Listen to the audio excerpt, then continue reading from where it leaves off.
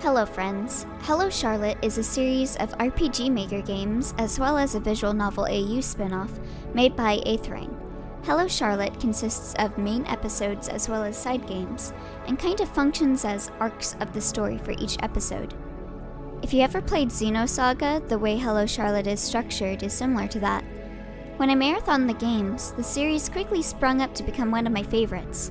I questioned myself when I found out the series isn't very well known, with a very small but very dedicated fan base. As a fan, I wanted to make a video about what exactly makes the series so special for people interested in the series, as well as just to give myself a chance to talk about a series I love, without going too deep into spoilers. If this gets even one person interested in trying it out, then I'll consider it a success. Hello Charlotte is a very profound series of games. It puts the psychological and psychological horror, and its world and characters carry the feeling of familiar yet foreign. I'd say Hello Charlotte is a very human series, while also being very manufactured. You can relate to the struggles and characters, but it also has an air of mystery and an air that something is wrong to a base level. I'd like to keep as much of the surprises in the series hidden in this video, which can drastically reduce the amount I can really talk about. But I hope the bits I do share interest anyone watching this and trying out the series on their own. I will warn before delving deeper into this video that this game is heavy with gore and other unnerving matters. For one, I would urge that if you feel suicidal, this is not really the kind of series I would recommend to play, as it can have a really somber mood about it, as well as the fact the game deals with mental illness in it as a huge focal point. If that kind of stuff unnerves you, then you might want to leave this video. With that out of the way, let's get into it. In Hello Charlotte, you play as Charlotte Wiltshire, a young girl that lives in a place called the House with other mysterious tenants. The tenants are not her parents or even family, and compose of a ragtag group of strangers that just kind of invaded her house. I say you play as Charlotte in air quotes, because you really are Seth, a puppeteer that makes decisions for Charlotte. This is very obvious to the point of Charlotte point blank stating that she requires Seth to move and do objectives for her. Charlotte is classified as a puppet. That's not to say that she's not human. She's not Rio Ranger. She bleeds when she's hurt, and she can die, often in fact. For us players playing the game, she cannot function without Seth, who is called a puppeteer, and acts kind of as her guide. If you thought this game might be going into breaking the fourth wall with this, you'd be right. Seth isn't too noteworthy a character to really talk about, since he's pretty much an observer and supposed to be a proxy for the player, so I'm gonna focus on talking about Charlotte, just keep this in mind. Charlotte is a kind-hearted girl to an almost infuriating degree. She cares about others more than she does herself and would do anything to help someone. This can be seen by the fact that she gets visited by aliens who threaten her if she doesn't let them stay in the house, and not only does she allow these aliens to stay, but also lets them carry out experiments on corpses and risk blowing up the building with their experiments. Felix is one of the aliens that lives in the house that Charlotte regularly talks to, especially as they appear to be about the same age. He just kinda wants to carry out his experiments in peace, but things never seem to work that way in fiction, do they? Due to Charlotte's inability to refuse to offer a helping hand, most of the games start with her jumping into a situation to save others, such as diving into a television world to save Felix from being hung up on telephones and— oh wait, that's Persona 4. Save Felix from getting killed in the TV world. So, still Persona 4. She's also a huge celebrity at her school for being best girl, to the point that, of course, she attracts the one asshole in the school to be her bestie/girlfriend.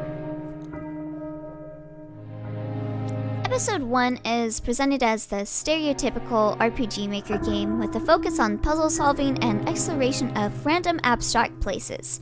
Most of the game takes place in the TV world with multiple channels that all look and function differently. I compared this episode to games like Eve or Witch's House.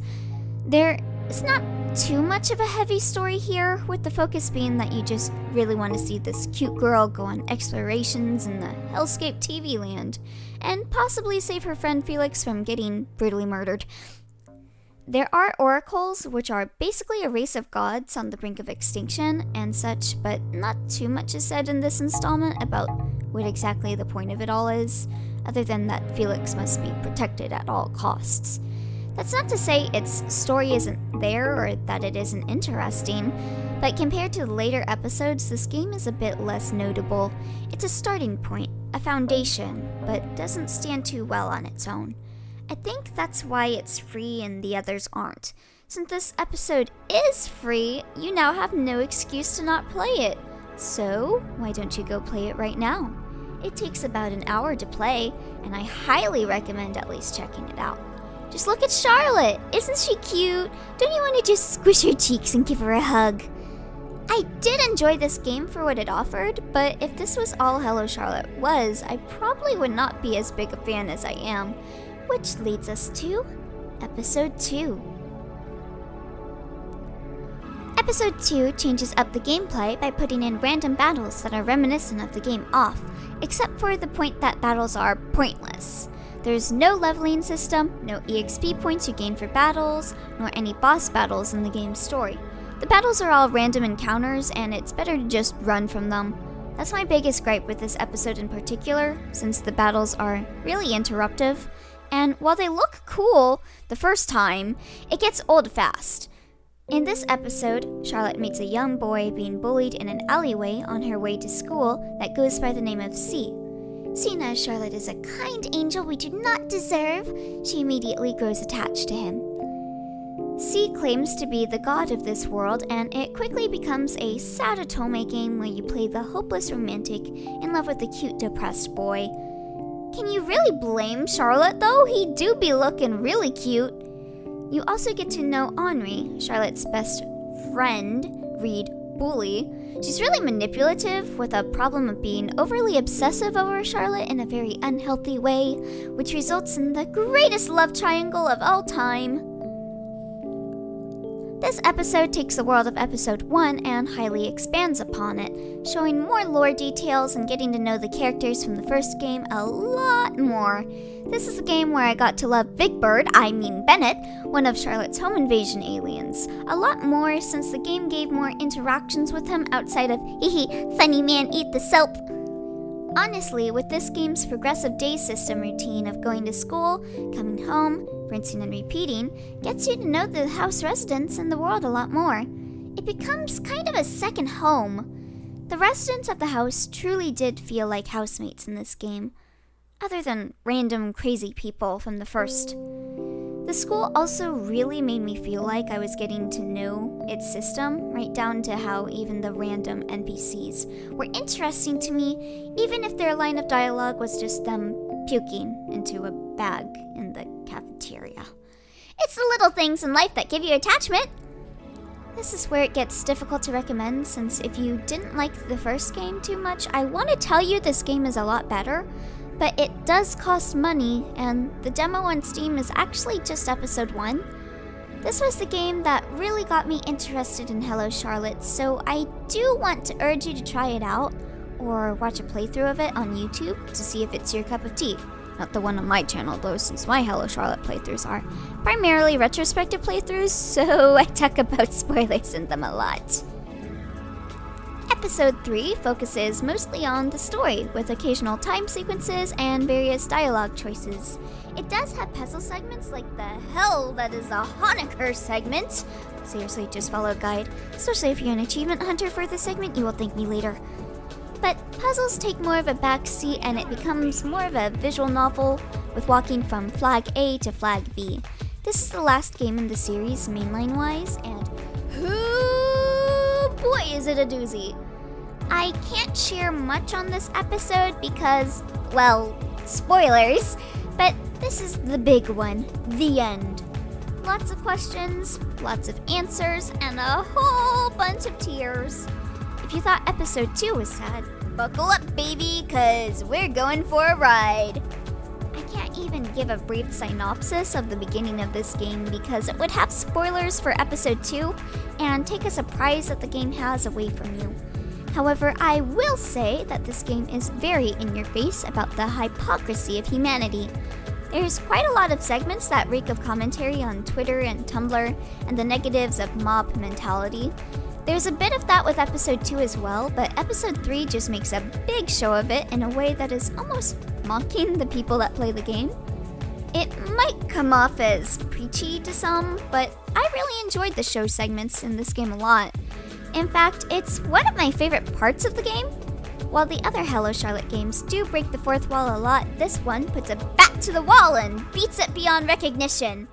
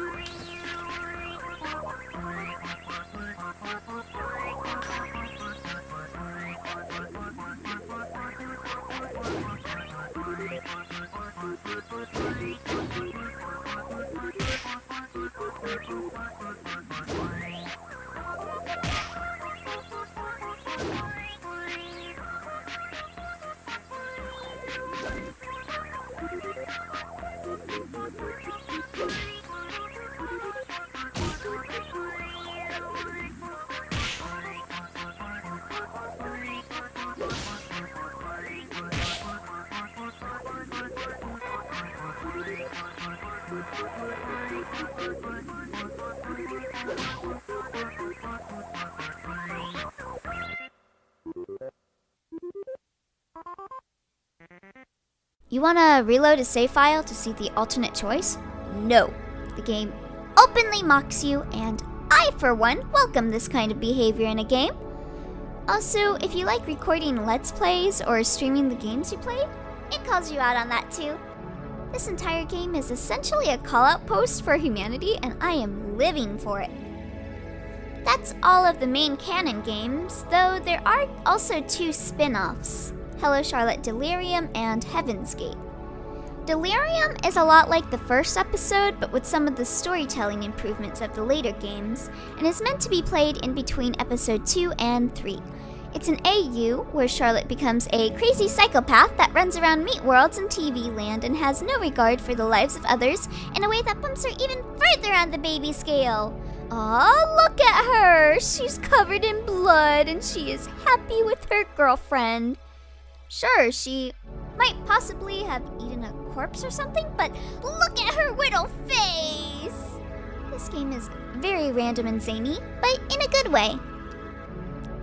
Heaven's Gate is another AU game. It's a visual novel in the pure sense with no movements or choices to make, purely kinetic.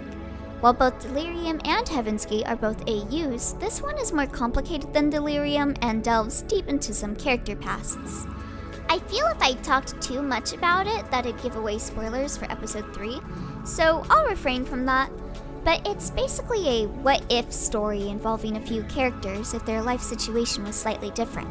It makes the characters it focuses on a lot realer and made me warm up to characters I initially didn't care as much about in the main games. It also gave me the closure I needed, despite the fact that it's an AU and not canon. Just the fact that in another world it could end the way Heaven's Gate ended up was really cathartic to me. And the characters it focused on were characters I really adored and wanted to know more about without the complications the previous games gave when it comes to understanding the characters. The 3 episodes have a very biased standpoint on its point of view as you are seen from the perspective of one person. Meanwhile, Heaven's Gate takes a more neutral stance in its storytelling to show the truth of the situation, as well as it can in a nuanced way that doesn't explicitly state what's going on fully. Despite gameplay and genre changes, the Hello Charlotte games all have the same mood, atmosphere, and narrative in place. It is a series that continues to offer a better experience. and gives you what you want, while also heavily subverting your expectations, beating you over the head with a bat and calling you a bitch. So, you the viewer might be asking, what makes the game so important to you, Elio? And my primary answer is how deep the story is. I know depressing stories might be a turn-off for people, but Hello Charlotte always comes across to me as in your face and honest in ways about human nature and the world. The characters are very engaging and relatable for me. I often compared myself to C from episode 2, and later in the series, Vincent. While it is a depressing game, I think more than anything, it helped me out with some mental health problems I suffer from. It kind of gave me a relapse when I finished episode 2, but that was mostly my own fault since I played these games during a very depressing part of my life. Hello Charlotte episode 3 is especially an emotional ride to go through, and the message could be negative or positive at the end of the day. But I personally think experiencing the games made me want to be a better person. The series gave me the message that, hey, you have bad days, but keep living. There are people that care about you more than you'll ever realize. And I kind of really needed a game to give me that kind of message. Your life can result in a bad or good light. It's up to you and what you do with your life.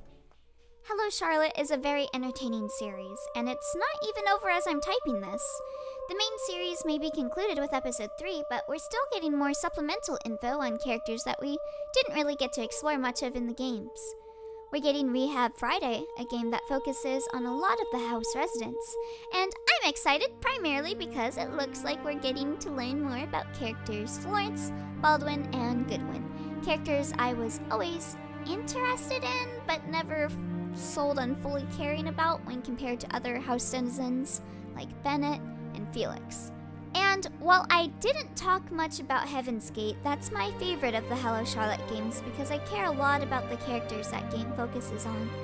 This series has made me cry multiple times while playing, and I still tear up when I think about certain parts of the game. I was hyperventilating after finishing Heaven's Gate on stream because the emotions it gave me just really affected me. I think the biggest reason Hello Charlotte is so interesting is that it is a series that makes you think in the bathtub for 2 hours until you hear your family asking when the hell you're gonna get out.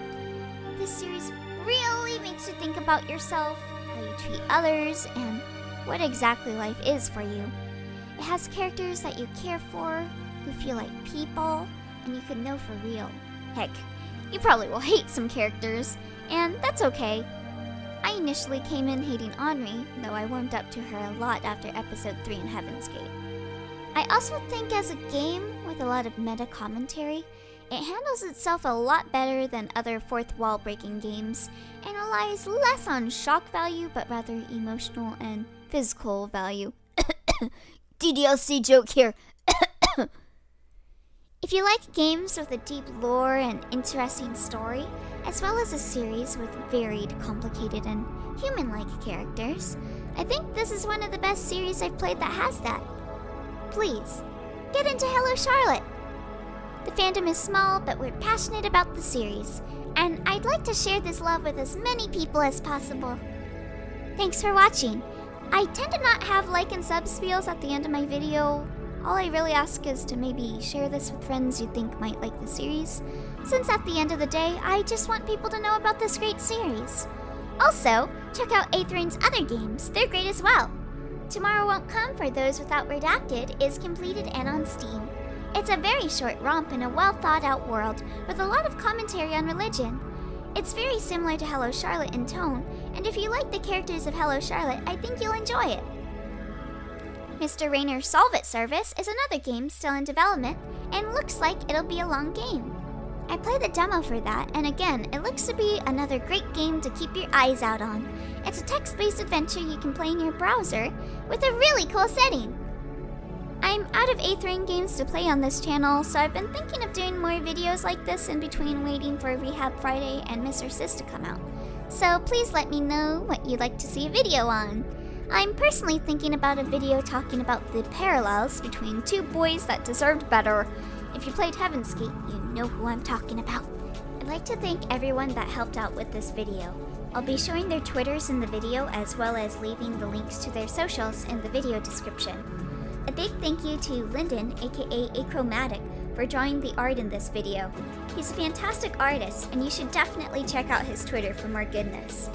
Next up, I'd like to thank Jun for drawing the background image used in this video. He streams and is a wonderful family-friendly idol, except for not really family-friendly. Give him a follow on Twitter. And finally, I'd like to thank Gabe / Usagi for doing the lovely music that you've been hearing throughout this video.